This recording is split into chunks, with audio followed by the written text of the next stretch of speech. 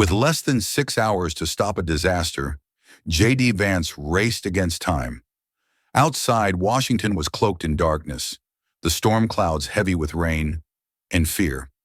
Inside the war rooms, the tension was suffocating. Trump's unexpected ceasefire between Iran and Israel, once hailed as a triumph, was now spiraling out of control. Missiles had been moved. Warnings had been issued. One wrong move, and history could shift forever. Could J.D. Vance, a man untested in a moment like this, hold back the tide? Could he stop a world on the edge from tumbling into chaos? Tonight we take you inside the untold story of that night. A night that could have changed everything, or destroyed it all. And as you join us on this journey, remember, this is a dramatized account inspired by real tensions and real leaders, crafted to explore the weight of decisions made in the darkest hours. The names and events you'll hear serve as vessels for a deeper truth, that in moments of crisis, the courage and choices of a few can shape the fate of millions. The story may be fiction, but the emotion is real. Stay with us, because in the next few minutes, you'll step into a night where every second counted, and where courage could mean the difference between peace and disaster. The night broke over Washington not with silence, but with a fury that seemed almost biblical. Rain slashed at the city in sheets, driving hard against the windows of power. Thunder rolled across the sky, deep and hollow, like the growl of something ancient and angry. Lightning forked through the dark, its cold blue light flashing against the stone walls of the Capitol and casting strange, fleeting shadows over the White House beyond. For a moment, the entire city seemed suspended, caught between the crack of the storm and the breath of something far more dangerous brewing inside. J.D. Vance stood at the window of the Senate's emergency room, his reflection pale against the glass. He watched the storm without really seeing it. What drew his eye, what held his breath captive, were the military convoys tearing down Constitution Avenue.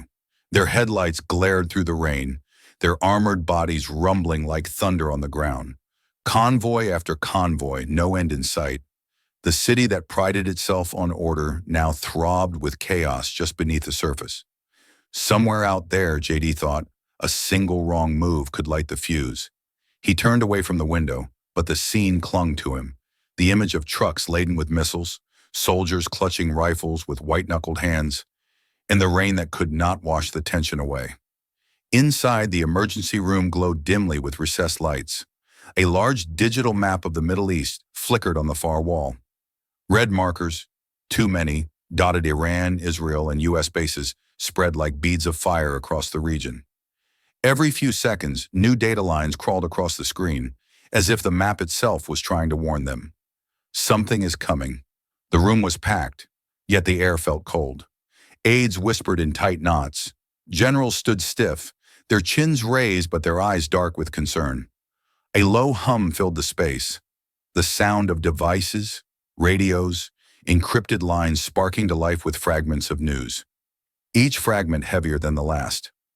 A voice behind J.D. broke the uneasy quiet. "Sir, it's Al who died. They've raised alert levels again." J.D. didn't answer right away. His mind was racing ahead, calculating the consequences, measuring the fallout. Political, human, moral. He thought of the faces of young soldiers, the ones who would have to carry out decisions made in this room. He thought of their families, sitting in homes far from here, oblivious to how close they stood to losing everything. He moved to the table where the others had gathered. The chairman of the Joint Chiefs was pointing at the map. "There's chatter. Tehran's calling for retaliation. We're seeing movement near their missile sites. And the Israelis, God help us, they're preparing a strike of their own."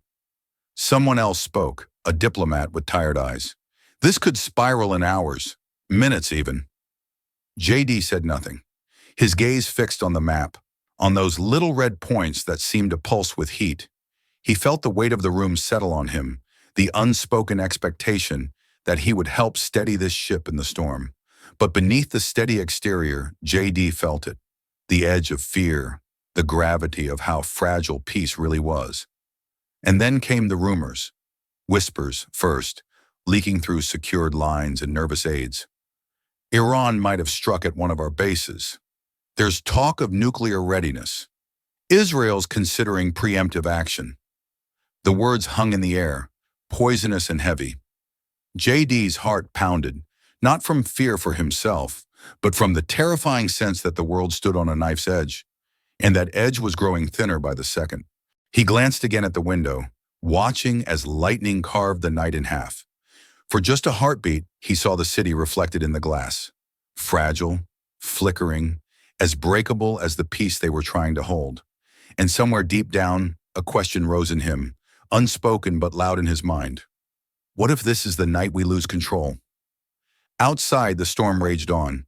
Inside, the real storm had only just begun, and J.D. Vance knew, without being told, that every second from now mattered more than the last. The storm outside showed no sign of mercy. Rain hammered against the windows like nature's own drumbeat of warning, and thunder growled low over the city. Inside the emergency room, J.D. Vance barely had time to steady his breath when the door flew open. An aide, young, pale, breathless, burst in, eyes wide with urgency that seemed to match the fury of the storm. "Sir," the aide said, almost stumbling over his words as he thrust a phone into JD's hand. "You need to see this right now. The president, he's just posted something." JD took the phone, feeling the weight of it as if it held the balance of the night. His thumb unlocked the screen, and there it was, flashing across Truth Social in all caps. The unmistakable voice of Donald Trump pouring onto the world stage in 280 characters that could alter the course of history. JD's eyes raced across the lines, his pulse quickening with every word. "It has been fully agreed by and between Israel and Iran. There will be a complete and total ceasefire in approximately 6 hours. The world will salute this achievement."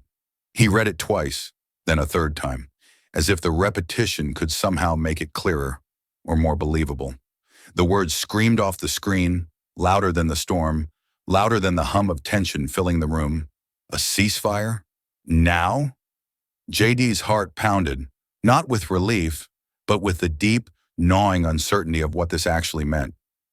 Around him, the room erupted, voices overlapping in a storm of their own. "Is this confirmed? Who negotiated this? Could this be a play? A distraction? Sir, should we stand down our readiness protocols?" The questions came fast, each one sharper than the last.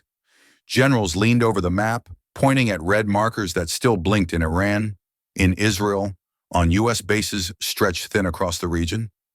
Analysts scrambled to cross-check the post with any available intelligence feeds, but no one had seen this coming, not at this moment, not like this. JD stayed silent, his mind racing ahead of the voices. His gaze shifted back to the glowing digital map on the far wall, its soft light casting shadows that seemed to dance with uncertainty. The Middle East pulsed on that screen like a heartbeat, fragile, exposed. The room felt smaller now, the air thicker. The storm outside, the storm inside. It was all one and the same. He set the phone down on the table, fingers lingering for a second longer than necessary, as if letting go of it might mean letting go of control. His thoughts churned. If this was real, if this ceasefire could hold, it might pull the world back from the edge.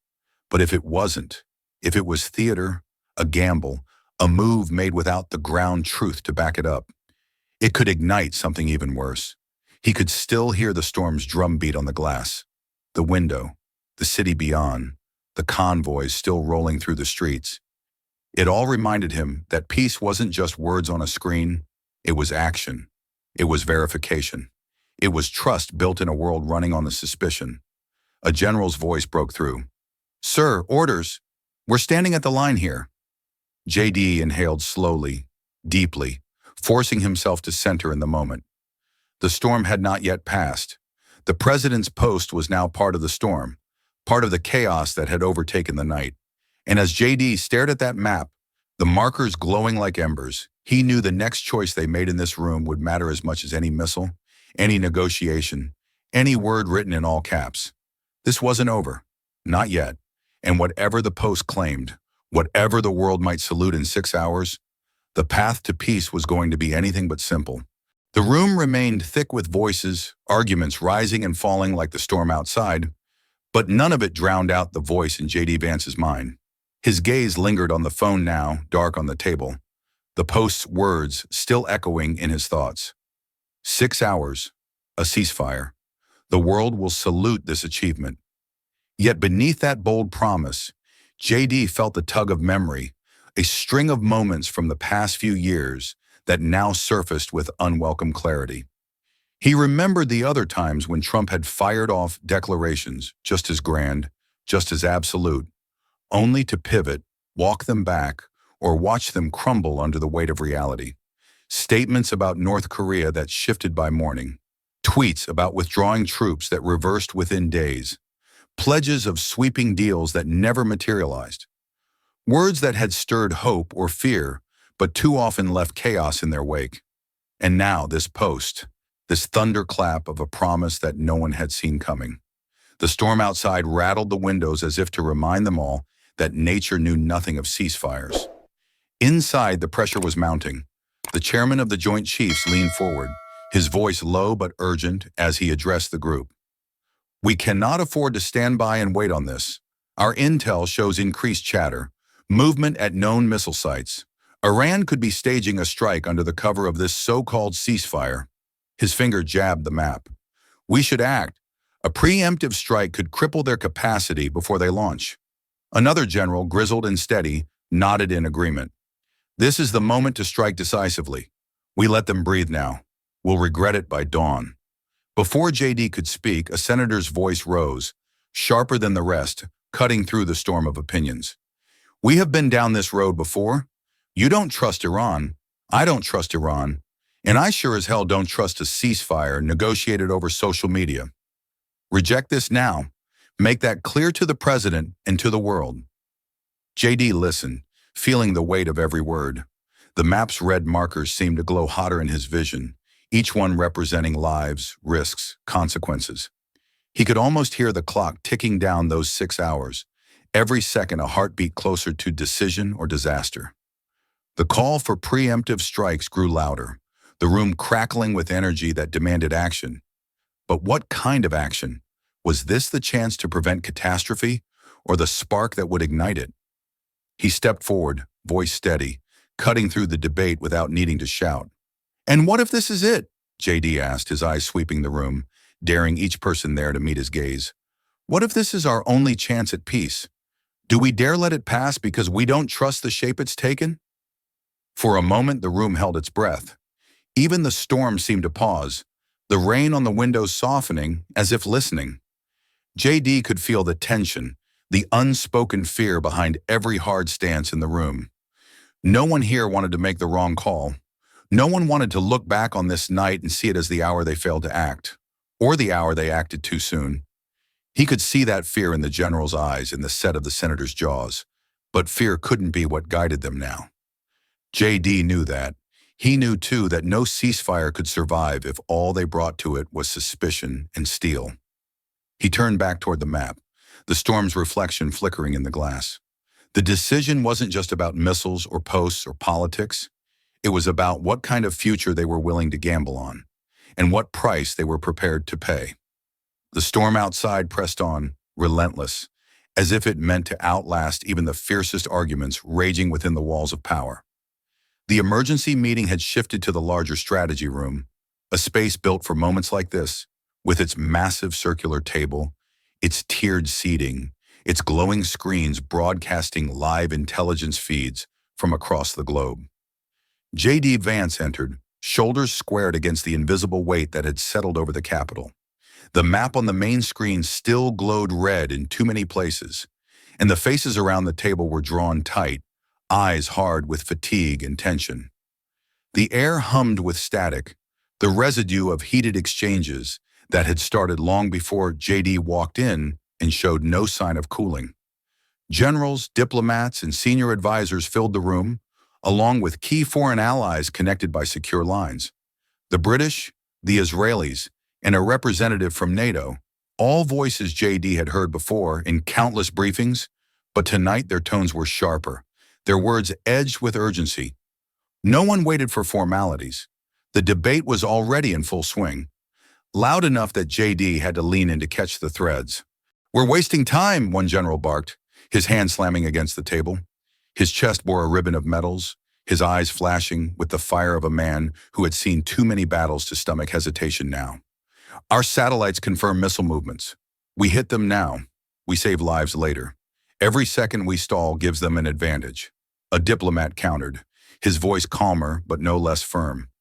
And risk igniting a regional war in the process? You think Moscow will sit idly by if we launch a strike tonight? Or Beijing? We're on the edge of something we can't walk back from.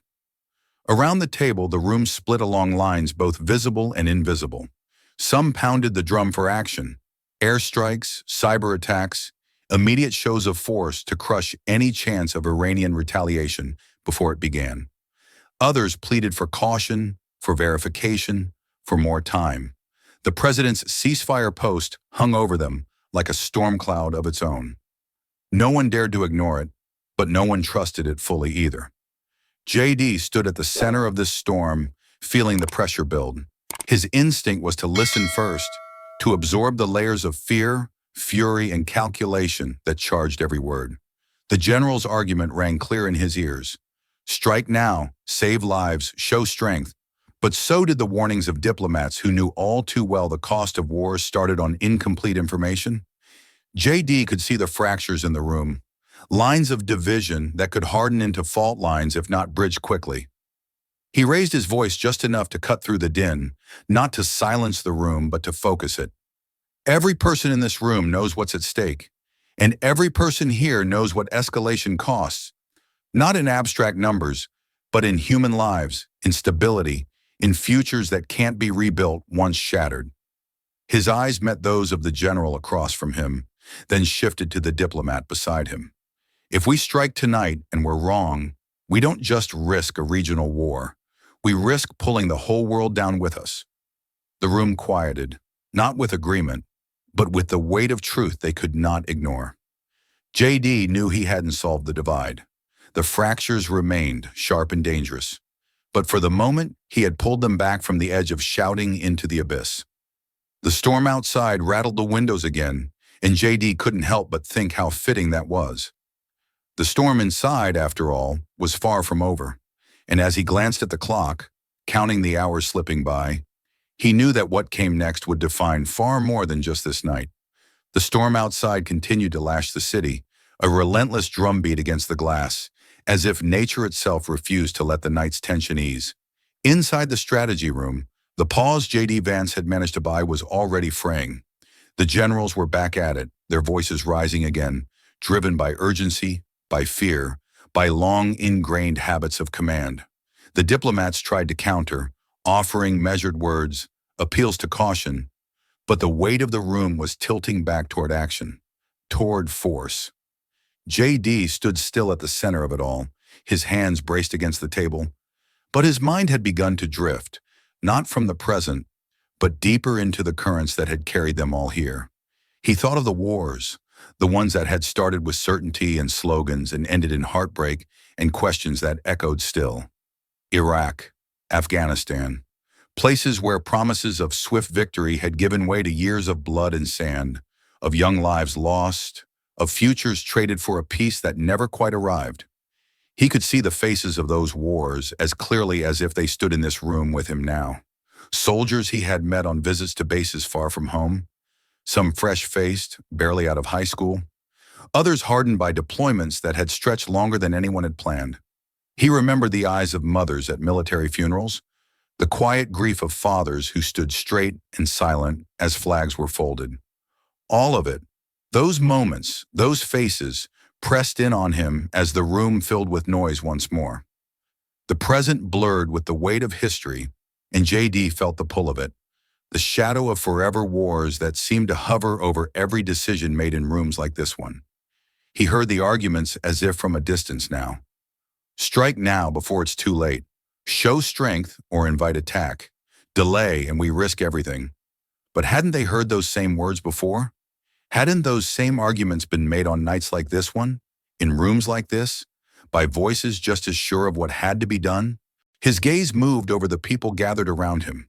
He saw not just colleagues but men and women carrying their own private burdens, their own ghosts of decisions past. The diplomat beside him who had served in Baghdad, who knew all too well the price of miscalculation. The general whose son had been stationed in Helmand, who bore that fact like a scar beneath his uniform. Even the hawkish senator who now called for airstrikes had once spoken with pride of a nephew sent to fight in Fallujah. No one here was untouched, and that, JD thought, was the tragedy. They had all seen what endless war cost, and yet here they stood, poised to risk it all again. The shouting rose again, sharper this time, the urgency spilling over. JD straightened, pushing back from the table, his voice rising above the din, not in anger, but with the force of conviction that stopped the arguments mid-sentence. If we miss this chance, will we ever find peace in the Middle East? His words hung in the air, heavier than the storm, heavier than the weight of all the plans being drawn and redrawn on the glowing maps before them. The room fell still, the questions sinking deep, unsettling, undeniable. JD's heart beat fast, but his voice was steady. He didn't offer answers, not yet. He offered the one thing the room hadn't had all night, the space to pause, to think, to feel the gravity of what they were about to decide. The storm rattled the windows again, but this time it seemed quieter, as if even the storm waited for what would come next. The storm outside had begun to ease, but inside the strategy room, the storm of debate had raged through the night.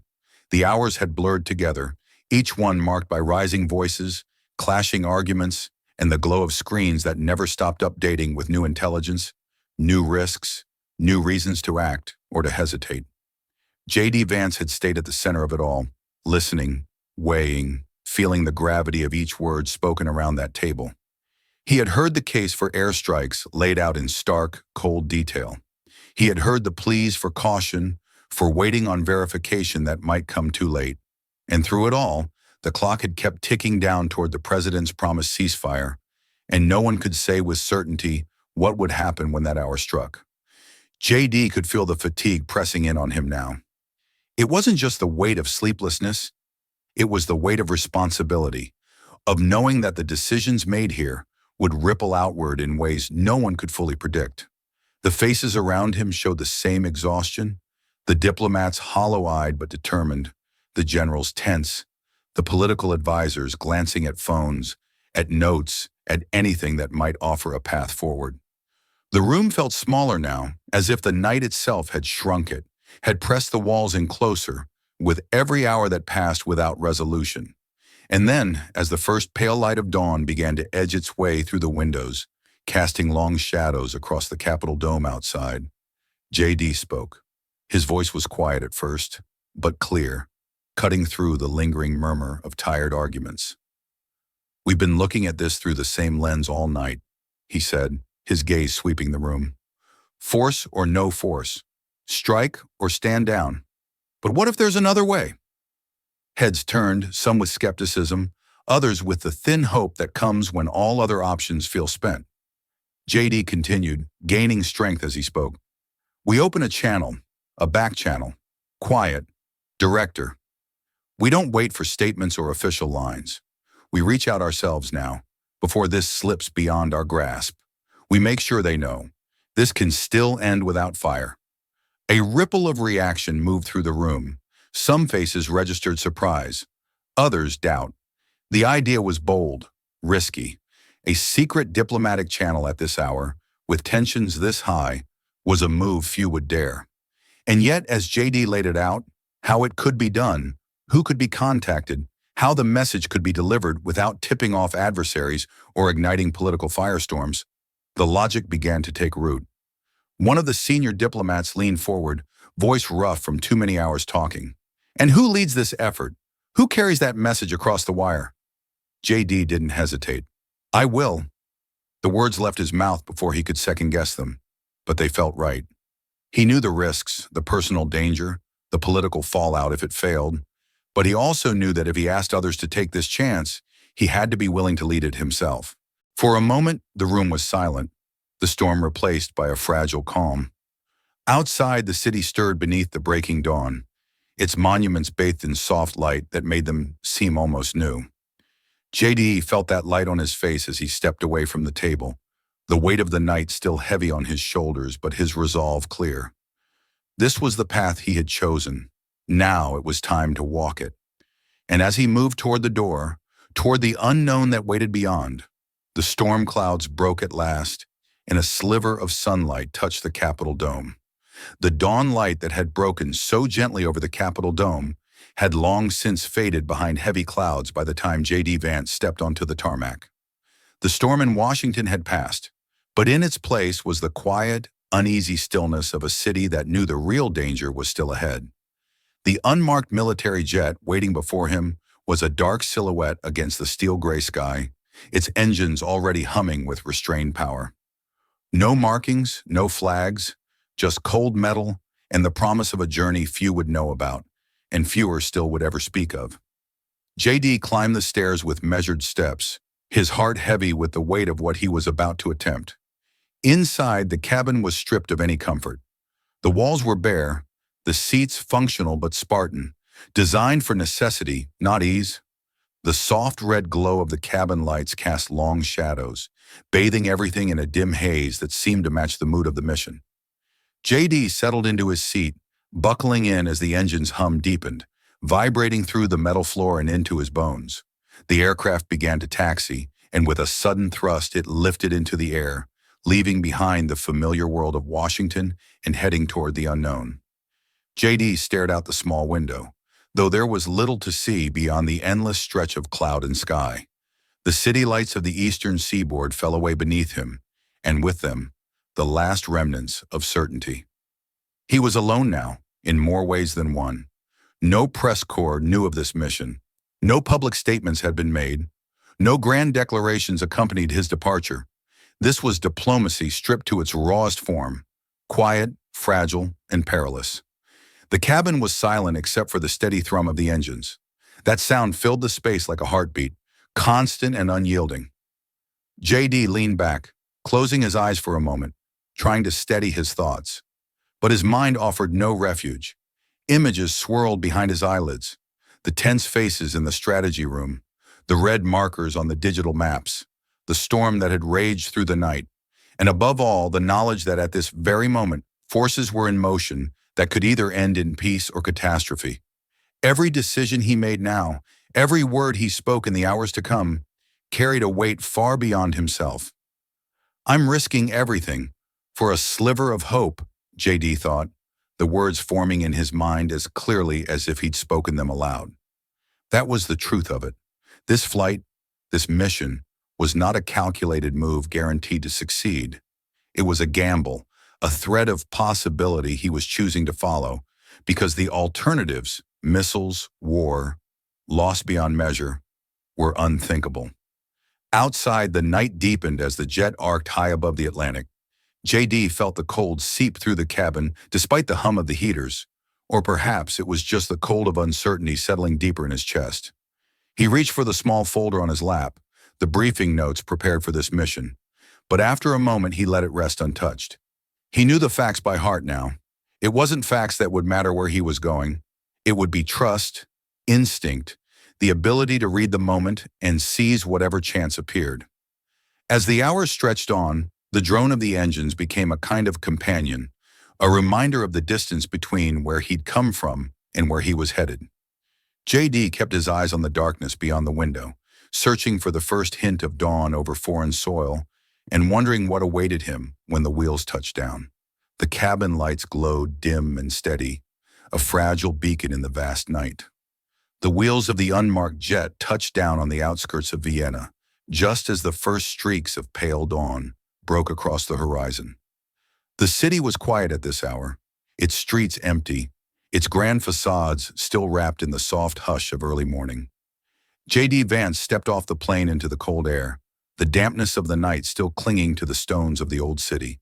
A car waited, nondescript, its windows darkened, its driver silent. No official escorts, no motorcade, no sign that a U.S. senator had just arrived on a mission that might decide the fate of peace or war. The ride through the city was brief and unremarkable, the kind of journey meant to be forgotten. They wound through narrow lanes, past shuttered cafes and dimly lit squares, until the car finally stopped in front of a building that could have been any of the hundreds of diplomatic relics scattered across Vienna. No flags flew over its doorway. No guards stood watch at its entrance. If it had once been an embassy, that time had long since passed into memory. JD stepped out, feeling the weight of history in the air. This was a city that had seen centuries of secret deals and quiet betrayals, of peace negotiated in whispers and wars begun with the scratch of a pen.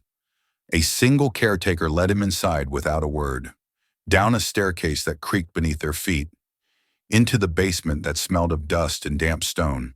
The narrow hallway opened into a small room, its walls lined with shelves that held nothing now but age. The flickering yellow light of a bare bulb hung from a cord overhead, casting shadows that seemed to move of their own accord. At the center of the room stood a battered wooden table, scarred by years of use, its edges worn smooth. Two mismatched chairs waited on either side. JD took it all in, the stripped-down simplicity, the absence of pretense or power, the sense that in this forgotten place, only the truth of the moment mattered.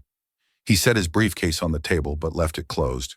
The folder inside held points of negotiation, lists of assurances, but JD knew instinctively that none of it would matter until the man he had come to meet was ready to listen. Minutes passed. The only sound was the soft hum of the old building settling into the day. And then, at last, footsteps echoed down the hall. JD straightened as a figure appeared in the doorway. The man was tall, his suit rumpled from long hours and longer worries. His face bore the lines of a night spent in tension, his eyes shadowed with exhaustion, but sharp with wariness. He paused at the threshold, taking in the scene, the table, the light, the lone American waiting for him in this forgotten room. For a heartbeat, neither man spoke. The silence was heavy, but not hostile.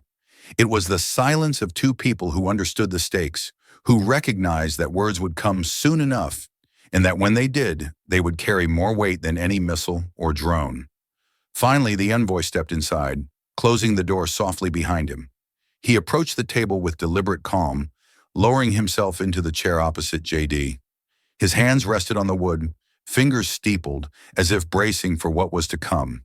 His voice, when it came, was quiet, edged with fatigue but steady. "So, Senator Vance," he said, meeting JD's gaze without flinching. "Here we are." And with that, the real work began. For a long moment, the flickering light above the table seemed to fill the room with its own kind of rhythm, the hum of the bulb the only sound between the two men. JD Vance let the silence stretch just enough for the weight of the moment to settle. He could see it in the envoy's eyes, the wariness, the exhaustion, but beneath that, the flicker of something more. A need, perhaps, for this night to end differently than so many before it.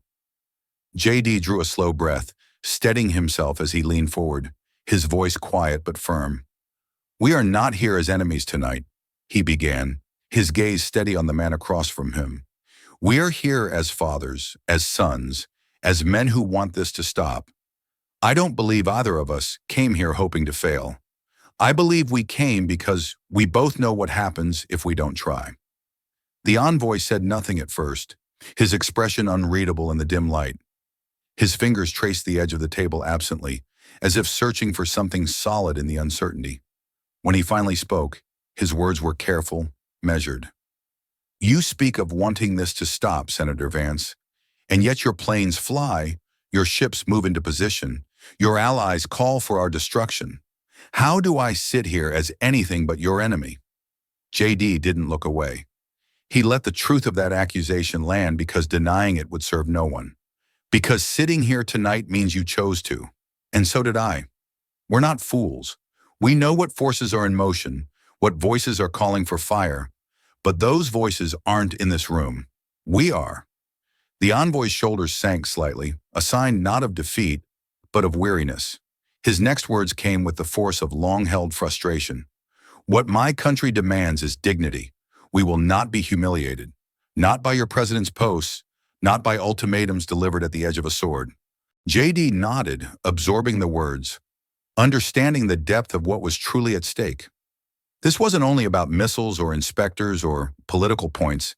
It was about pride, about history, about a people who had spent generations standing against the world's judgment. And yet JD knew that somewhere in that demand for dignity lay the seed of a path forward. He chose his next words with care. "Then let this be a victory," he said. "Declare to your people, to the world, that you defended your sovereignty, that you forced the conversation to the table. And in that victory, open the door. Allow inspectors in, not as conquerors, but as witnesses that Iran chooses peace on its own terms. That's the dignity that can end this tonight." The envoy held JD's gaze, the room thick with the weight of what might be possible. Slowly he inclined his head, not in agreement, at least not yet, but in acknowledgement. They both understood. This was the last real chance. There would be no second secret meeting, no other room where words might outweigh weapons. When they rose, it was without ceremony. No handshakes, no promises spoken aloud. Just two men walking away from the battered table, each carrying the burden of what came next. Outside, Vienna's morning sun broke through the clouds, but in their hearts, the night's storm was far from over. The streets of Vienna bustled with the beginnings of a new day, but J.D. Vance barely noticed as he was driven back to his hotel. The city outside the window seemed a blur of movement and muted color, a world that kept turning even as the fate of peace teetered on a knife's edge. His mind remained in that dim basement room, the scent of old stone still clinging to him, the envoy's cautious eyes still vivid in his memory. He carried the weight of the exchange like a stone in his chest. There had been no promises made, no agreement signed, but there had been something, a sliver of hope. And for now, that had to be enough. Inside the hotel, JD went straight to his room, drawing the heavy curtains shut against the morning light. The walls felt close, the air heavy. He loosened his tie, sank into a chair by the small table, and opened his laptop. The glow of the screen painted his face in pale blue as he pulled up the latest intelligence, the latest news, the latest tremors rippling through a world on edge. There, at the top of every headline, in every alert flashing across the screen, Trump's ceasefire announcement. All caps, bold, impossible to ignore. Markets had jolted at the words, oil prices spiking and falling in a matter of minutes. Governments scrambled for clarification, their spokespeople issuing cautious statements that revealed nothing but their own uncertainty. Newsrooms around the world erupted, anchors breathless, analysts guessing at what came next. JD rubbed his temples, feeling the fatigue of the night catch up with him at last. 6 hours. That was the window the president had given the world. 6 hours to prove that words could hold back weapons, that diplomacy could outrun disaster. The envoy had not said yes, but neither had he said no. JD clung to that small space between, that fragile pause where possibility still lived. The digital clock on the wall marked the time with relentless precision. 6 hours. JD watched the numbers change, feeling each second slip away like a heartbeat he couldn't control. He picked up his phone, thumbed through the secure lines, and connected to Washington. The voice on the other end crackled with static but came through clear enough. A senior advisor, his tone clipped, tense. "Senator Vance," came the greeting, formal but strained. "Status?" JD leaned forward, his voice low but firm. "Hold. No strikes unless absolutely necessary. I need that window. I need those 6 hours." He could almost hear the arguments forming on the other end, the voices calling for action, for preemption, for certainty in the face of uncertainty. But he pressed on. "There's movement. There's dialogue. Don't break it now. If we're wrong, we'll know soon enough. But don't let fear push us off this edge before we have to jump." There was silence, save for the faint hum of the line and the quiet ticking of the clock on the wall. Then finally the voice answered, reluctant but compliant. "Understood. For now." JD ended the call, exhaling slowly as if trying to let out the tension that gripped his chest. Outside, the city moved on, oblivious to the fragile thread holding back catastrophe. JD sat in the dim hotel room, watching the clock tick down, knowing that with every passing minute, the world drew closer to either salvation or the storm. And all he could do now was wait, and hoped that the sliver of trust forged in that forgotten room in Vienna would be enough.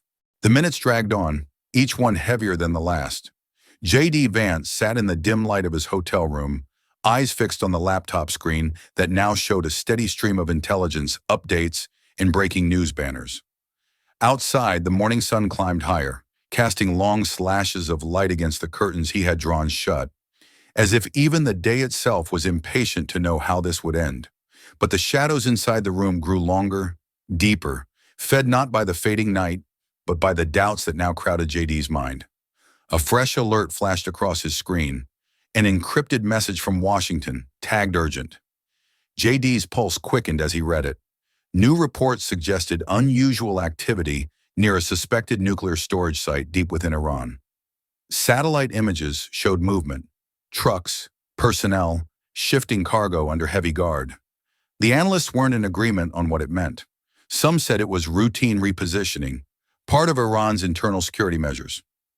Others warned it could be something far worse, the movement of enriched material to hidden locations, a prelude to a breakout, or worse, an attempt to shield assets ahead of a strike or collapse of talks. JD rubbed his face with both hands, trying to will the tension from his body. But it stayed, heavy and cold.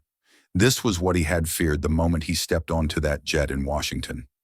The razor's edge, the place where instinct and fact, trust and suspicion, warred inside a man's mind until he no longer knew which voice to believe. He had sat across from Iran's envoy, looked into the man's eyes, heard the weariness, the desire for dignity, the unspoken plea to find a way out. But what if it had been a performance? What if the secret meeting had been nothing more than a stalling tactic, a ruse to buy time for a darker plan? The voices of the generals echoed in his memory, their warnings, their certainty that Iran could not be trusted, the voices of the diplomats urging restraint, urging hope. JD found himself caught between them, between the storm of fear and the fragile thread of faith. The weight of that choice bore down on him now, more crushing than the storm that had rattled the Capitol windows, more suffocating than the air in that hidden room in Vienna. He stood and began to pace, the room too small for the storm inside his head. Each step felt heavy, deliberate, as if the floor itself might give way beneath him. He stared again at the clock. Hours had dwindled to less than 3. The window was closing, fast, and still uncertainty reigned. Finally, JD made his choice. He crossed to the secure phone, hands steady despite the storm within. He dialed the encrypted line that had been arranged through back channels, the one that had linked him, briefly, to the envoy hours before. Each ring seemed louder than the last, echoing in the quiet room. At last, the connection clicked open. A voice, cautious, guarded, answered on the other end. JD didn't waste time with pleasantries. "I need your word," he said, the weight of nations in his voice. "There are reports. Are you moving material? Are you preparing for something beyond this ceasefire?" The line was silent for a heartbeat that seemed to stretch forever. Then the voice replied, low and tired. "Senator Vance, we are preparing for peace. But peace is fragile, and not all in my government believe as I do. You must decide if you trust me. I have told you our intentions. I cannot speak for every shadow." The call ended. JD stood alone, the phone's tone fading into the silence. The shadows of betrayal loomed large now, and with each tick of the clock, the decision drew closer. The room seemed to shrink around JD Vance as the minutes bled away, each one carved out of tension so sharp it felt as if it might cut the very air. The voice from that final call still echoed in his ears, the envoy's weary promise ringing with both sincerity and the uncertainty of a man who no longer spoke for all the powers in play. "We're keeping our word. The world is watching." JD clung to those words as the last lifeline across the abyss. But even as he repeated them in his mind, he knew how fragile they were, how easily the world could tip from this narrow ledge into chaos. He stood by the window now, having pulled the curtains aside at last. Vienna's skyline glowed gold and rose in the early morning light, the city waking as if it were any other day. But to JD, the beauty outside felt distant, unreal, like scenery painted over a stage set for disaster. Below, people moved through the streets, unaware of how close the world had come, and still was, to disaster. He envied them briefly, their ignorance, but he also drew strength from it. They were why this mattered. They were why he stood here now, counting down heartbeats instead of missiles. On the desk, the secure laptop screen glowed with live feeds, satellite imagery, reports from forward commanders, updates from Washington. No alarms yet, no confirmed launches. The red markers still pulsed on the map, but they hadn't multiplied. JD tried to read the spaces between the data, searching for signs of hope or signs of betrayal. All he found was silence. The final hour approached, the window of danger narrowing to its most critical point. JD felt every second of it in his chest, in the tension in his shoulders, in the way his breath came slower now, measured as if he could will time to slow down with him. The generals were surely waiting, fingers over triggers, both literal and political. The diplomats waiting for a signal to declare triumph or tragedy. The markets, the media, the millions at home, all waiting, whether they knew it or not, for what would happen when the clock struck the moment promised in that all-caps post. JD moved back to the laptop and keyed in a brief message to Washington. Hold. We are at the edge. No action unless provoked. It was all he could offer now, all that remained in his power to give. And then, the final minute began. JD felt the weight of it settle like stone in his chest. He watched the time tick down on the laptop, each second a drumbeat in his ears. He closed his eyes for a moment, drawing a deep breath, feeling his heart pound, steady and slow, despite the storm of anxiety within. He thought of that battered table in the embassy basement, of the envoy's eyes across the flickering light, of the simple truth that had bound them for one fragile night. Both sides wanted to find a way back from the edge. The clock hit 0. The hour arrived. JD opened his eyes. Outside, the city's bells rang for the hour. Inside, the screen showed no new strikes, no missile trails cutting through the sky. For now, the world held its breath. No shots fired, at least not yet. JD let out the breath he hadn't realized he was holding. The breaking point had come, and somehow, at least for this moment, the world had not shattered. The clock had struck the fateful hour, and the world had not exploded. JD Vance stood at the window, unmoving, watching as Vienna carried on in the glow of morning, as if nothing had happened at all. Down below, the cafes were setting out tables. Delivery trucks rumbled along narrow streets, and children laughed on their way to school. But for JD, every passing second felt monumental, as if each tick of the clock was a victory snatched from the jaws of catastrophe. 12 hours of silence. That was what they had now. 12 hours to prove that restraint could hold, that promises made in the shadows of the night could survive the harsh light of day. The feeds on JD's laptop remained unchanged. No missile trails appeared on satellite images. No new alerts signaled strikes or retaliations. Reports filtered in confirming the same pattern. Iran's launch sites remained quiet, their silos unopened, their command centers calm. Israeli jets remained on the ground or in holding patterns far from Iran's borders. The region, for the first time in days, seemed to pause. The world was watching, breath held, waiting to see if the fragile peace could endure the long stretch of daylight ahead. Yet as quiet as the military fronts were, the political world had erupted. JD skimmed the headlines flashing across global news outlets. Trump, genius or reckless?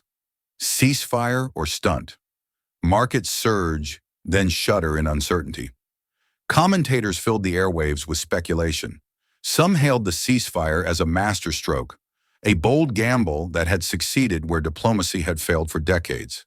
Others decried it as reckless theater, a dangerous move that risked everything on the whims of an unpredictable president and the good faith of historic enemies.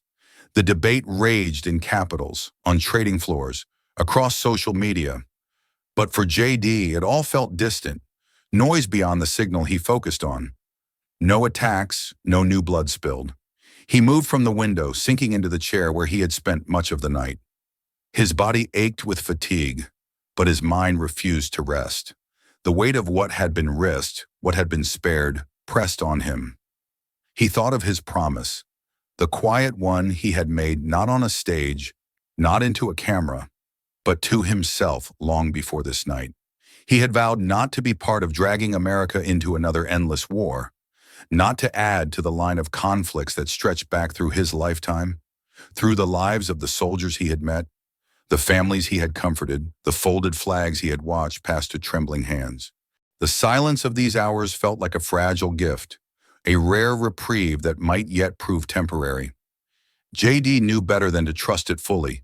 He had seen too many false dawns, too many moments of hope swallowed by the grind of history and the weight of ancient hatreds. But he also knew that silence had value. Every hour that passed without violence was a thread added to the fabric of peace they were trying desperately to weave. Outside, the city's life unfolded, unaware of how close it had come to hearing the sounds of war instead of morning bells and the chatter of daily life. JD drew in a slow breath, forcing himself to stay present, to feel the significance of these quiet hours. 12 hours of silence, not enough to declare victory, but enough to hope. And sometimes in the shadow of war, hope was the most dangerous and most powerful thing a man could hold. The hours of silence had felt like a fragile miracle, but J.D. Vance knew better than to believe the storm had truly passed. He stayed alert, watching the feeds, listening to secure lines that carried whispers of concern even amid the calm. And then, just as the city below him seemed most at peace, the message came in, a terse alert from the intelligence stream that made JD's blood run cold. Unidentified drone downed near Israeli border. Origin unconfirmed. Units on high alert. Further updates pending. For a moment, the words seemed to blur on the screen. JD's mind raced ahead, already calculating the fallout. A drone, one drone, was all it could take to unravel the delicate threads holding the ceasefire together. Panic surged through command centers before the facts could even be sorted. Reports began to flood in, fragmented, conflicting. Some claimed it was Iranian, others suggested it could be a rogue militia, or even a technical malfunction from a third party. But none of that mattered yet. What mattered was that the spark had been struck, and the region stood once again at the edge of ignition. JD rose so quickly the chair skidded back against the floor. His heart pounded as he grabbed the secure phone, dialing the direct line that connected him to U.S. command, to the Israeli liaison, to the fragile network of communication they had built over these tense hours. The connection clicked open. He could hear the tension in the voices on the other end before he spoke a word. Senator Vance, we have confirmation. Israeli forces are preparing a response. They're reading this as a direct provocation. They won't wait long. JD didn't hesitate. His voice cut through the chaos, urgent but controlled. Get me their command. Now we have to stop this before it starts. The seconds that passed felt like hours, the weight of history pressing down on each tick of the clock. Finally, the line shifted, and he was through. A senior Israeli official came on, his tone sharp, breath tight. Senator Vance, we will not tolerate violations of our airspace. This is an act of aggression. Our response will be decisive. JD closed his eyes for half a second, centering himself before answering. I am asking you to hold. I am pleading with you to hold. You don't know yet where that drone came from. You don't know who launched it. Don't let one piece of metal falling from the sky destroy everything we've worked for these past hours. He could hear the man inhale sharply, could almost feel the battle raging inside him. Duty, fear, pride, and the overwhelming need to protect his people. You're asking me to gamble the safety of my citizens on a promise from our enemies. I'm asking you, JD said, his voice steady as steel now, to give peace one more chance to prove itself. You strike now, and it's over. The world will burn for it. I know you don't want that. Neither do I. The line went quiet, the tension so thick JD could feel it in his chest.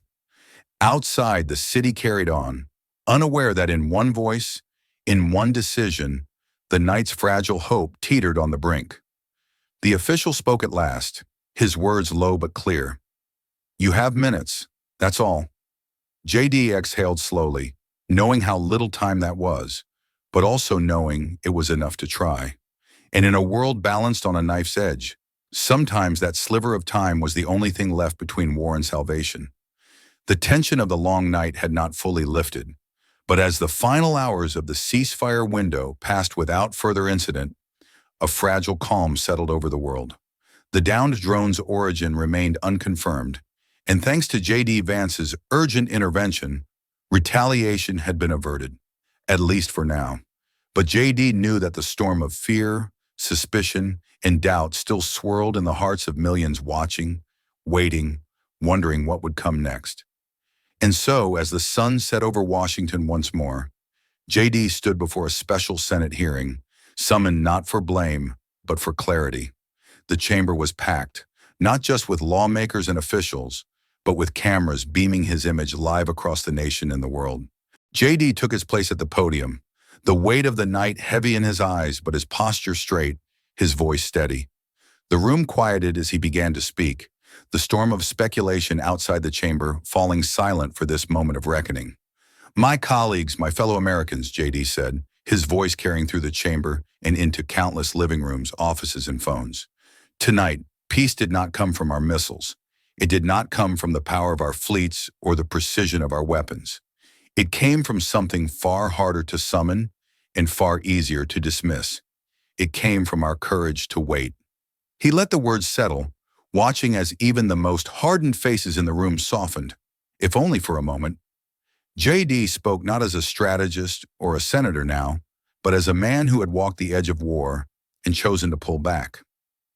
For 12 hours, the world stood on a knife's edge. We saw how close we were to letting fear drive us over it. A drone fell. A border was tested.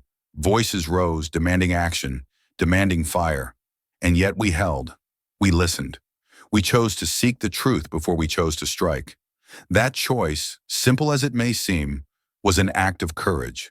A courage shared by our allies, by our military leaders, by those on both sides who want a future beyond endless war. J.D.'s gaze moved across the chamber, seeing the doubt in some eyes, the hope in others. He thought of the envoy in Vienna, of the battered table where they had dared to try. He thought of the soldiers who had stood ready to fight, and of the families who had lain awake, fearing what dawn would bring. "We have been a nation at war for much of my lifetime," he continued, his voice quieter now, drawing his listeners closer. "We know the cost. We honor those who paid it. But tonight, we chose not to add to that cost. We chose patience. We chose the harder path. And in that choice, we found not weakness, but strength." The chamber was silent, the weight of his words filling the space where argument and accusation so often lived. Outside, the world watched, and for the first time in days, the market steadied, the headlines slowed, the din of panic gave way to reflection. J.D. stepped back from the podium, his heart still heavy with all that remained uncertain. But as he looked out at his colleagues, at the cameras, at a nation that had held its breath alongside him, he saw the power of what they had done, not in the weapons they had readied, but in the war they had, for now, chosen not to fight. And in that, he saw the face of true courage. The dawn that broke over Vienna on the 24th hour felt different from the one that had begun this tense chapter of history. This light was softer, gentler, as if even the sun dared to hope that the night's fragile promise might hold. J.D. Vance sat by the window of his hotel room, shoulders tense but heart steady, eyes fixed on the laptop screen that glowed with the latest reports. No bombs, no betrayals, no strikes launched in anger or fear. The final hour of the ceasefire had passed in something that felt, for the first time, like genuine peace. The secure lines had stayed quiet. No frantic calls, no demands for authorization, no coded signals that would have meant retaliation or escalation.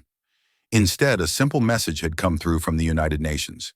Initial agreement reached. Iran grants preliminary access to nuclear inspectors. Details to follow. J.D. let the words wash over him, absorbing their meaning. It wasn't everything, not yet, but it was the beginning of something that might, at last, be different. He leaned back in the chair, feeling the weight of sleepless nights.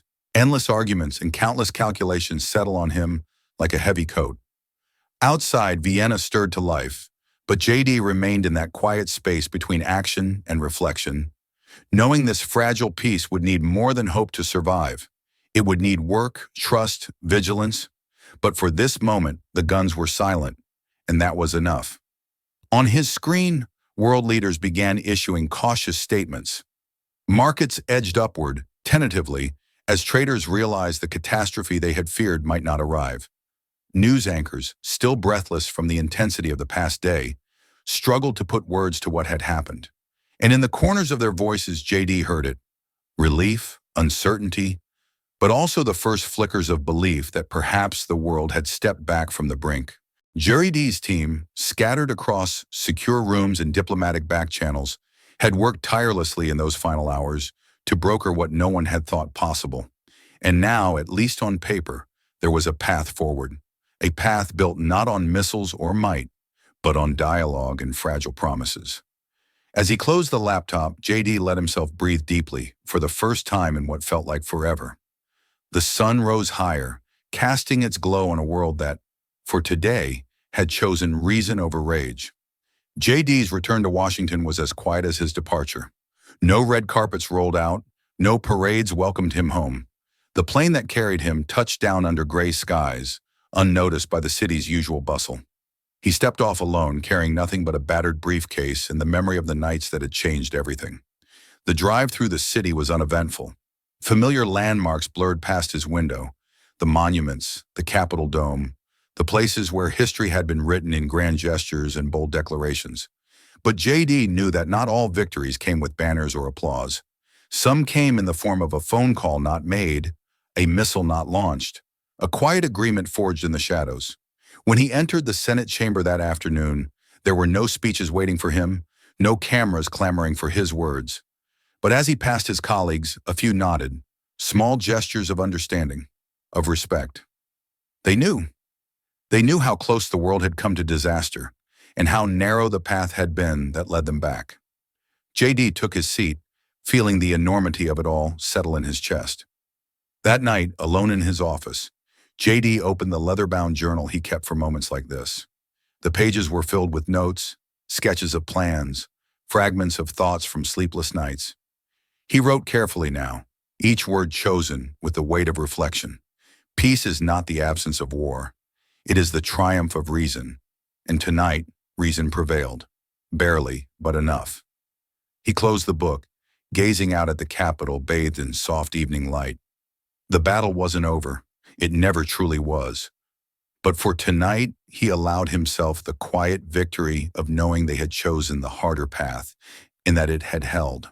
The office was silent, save for the soft hum of the city beyond its windows. JD picked up the phone, his hand steady now. The storm of the past day finally receding enough for him to feel the simpler, deeper pull of home. He dialed, heart lifting as the familiar voice of his wife answered, warm and steady despite the distance. "Hey," JD said, his voice soft, threaded with both relief and exhaustion. "It's done. I'm coming home." There was a pause filled with all the unspoken worries she'd carried, the nights she'd lain awake watching the news, listening to the tension in his voice across crackling lines. And then, "Are you okay?" JD smiled, though she couldn't see it. "I'm okay. And tonight the world's a little safer." The sound of his son's voice in the background nearly undid him, the excited shout of, "Daddy!" that reminded him what all this had been for. JD closed his eyes, imagining their faces, the embrace that waited at the end of this long road. "I'll be on the first flight out," he promised. "Give him a hug for me. Tell him I'll be home before he knows it." They spoke a little longer, the words simple but heavy with meaning. When he hung up, the silence felt gentler, no longer heavy with dread, but filled with promise. Outside, the Capitol glowed under the moonlight, steady and timeless. JD stood at the window, letting the sight remind him of all that still lay ahead. The battles yet to come, the work yet unfinished. But for this night there was peace. Fragile, hard-won, imperfect, but peace all the same. And that, JD thought, was worth everything. The first light of morning poured over Washington, softening the hard edges of the city's marble and steel. On the steps of the Capitol, with cameras clustered in a respectful semicircle, J.D. Vance faced the press for the first time since his return. There was no prepared statement, no speechwriter's polish, only the raw honesty of a man who had carried the weight of history through one of the most dangerous nights in memory. JD's suit hung loose on his frame, evidence of sleepless nights and frayed nerves, but his eyes were clear. The reporters quieted as he began to speak, their usual hunger for sound bites tempered by the gravity of what he had to say. There were hours, JD began, his voice measured, low enough that the gathered crowd leaned in to hear, when the world stood closer to the edge than it has in a generation.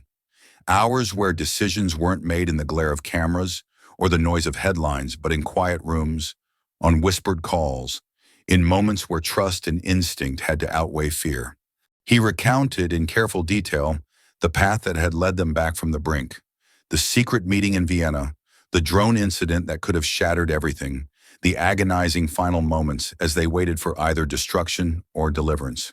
He spoke of the weight of each choice, the responsibility that came not just to defend, but to protect, not just to act, but to pause.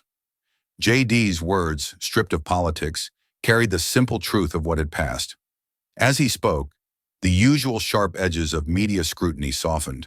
Critics who might have attacked him for weakness or naivety found themselves silent, listening to a man who had chosen the harder path and made it hold. He didn't claim credit, didn't boast of victory. Instead, he gave voice to the fragility of peace, the cost of courage, the humanity shared even among enemies when the stakes are life itself. When he finished, there was no roar of applause, no shouted questions. Only a long, thoughtful pause before the first cameras clicked, capturing the image of a leader who had faced the storm and chosen light over fire. By midday, JD's words had traveled far beyond the Capitol steps. The live stream of his address flooded news sites, social media feeds, and television broadcasts. Clips of his quiet, steady recounting of that night's choices were shared and reshared, drawing millions of views in a matter of hours. Headlines that once questioned his judgment now framed his courage. The senator who stopped a war. J.D. Vance, the calm in the storm. The nation, rattled by the tension of the days before, found in his story something it had craved, not bluster or bravado, but honesty and hope. The letters began arriving before the afternoon was out, digital inboxes filled with messages from veterans who knew too well the cost of war. From teachers who shared his speech with students, using it as a lesson in leadership and restraint. From parents, from students, from clergy, from citizens who simply wanted to say thank you for the road not taken. JD sat in his office late into the evening, reading the notes, each one a reminder of the lives touched by a night's narrow escape. A letter from a retired Marine spoke of brothers lost, and the gratitude of seeing someone choose peace over pride. A high school student wrote of watching the live stream in class, inspired to one day serve not to fight wars, but to help prevent them. The flood of support didn't erase the challenges ahead. The fragile peace would need to be defended in new ways, by diplomacy and vigilance alike. But for this moment, the nation felt united, not in fear, but in shared relief, in pride at a choice that reflected the best of what America could be. Before dawn the next morning, JD stood once more on the steps of the Capitol. This time, there were no cameras, no reporters, only the quiet of a city caught between night's last shadows and morning's first light. The sky to the east glowed faintly, the first promise of sunrise painting the horizon in soft gold and pale pink. JD looked out over the city he served, the monuments that stood as testaments to past trials and triumphs. He felt the weight of what had been saved, and the burden of what still lay ahead.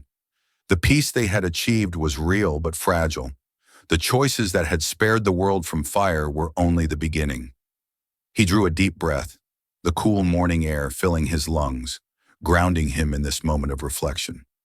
We saved today, he thought, the words forming with the clarity that only comes in the stillness of dawn.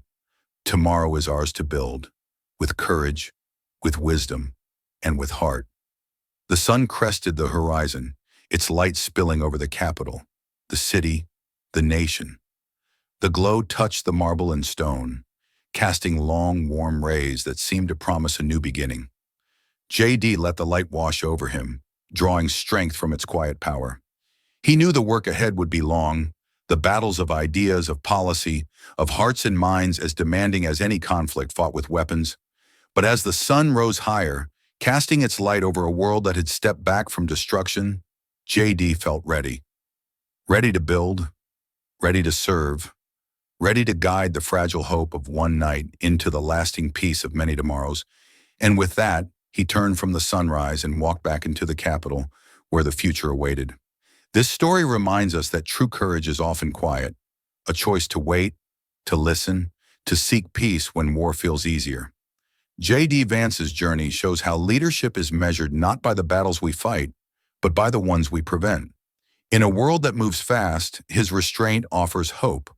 What would you have done standing at that edge of history? Would you choose fire, or would you choose patience? Let's reflect together. If this story touches you, don't let it stop here. Like, share, and subscribe to JD Stories, where every voice matters and every story echoes far beyond the screen. This story is a fictionalized and dramatized narrative created for educational, inspirational, and storytelling purposes. While it may be inspired by real public events, people, or societal issues, it includes imagined dialogue, reconstructed scenes, and character interpretations meant to highlight broader themes of justice, dignity, and resilience. Any resemblance to actual events or individuals beyond public knowledge is purely coincidental. We do not intend to defame, mislead, or harm, but to invite reflection and meaningful conversation. Thank you for watching JD Stories.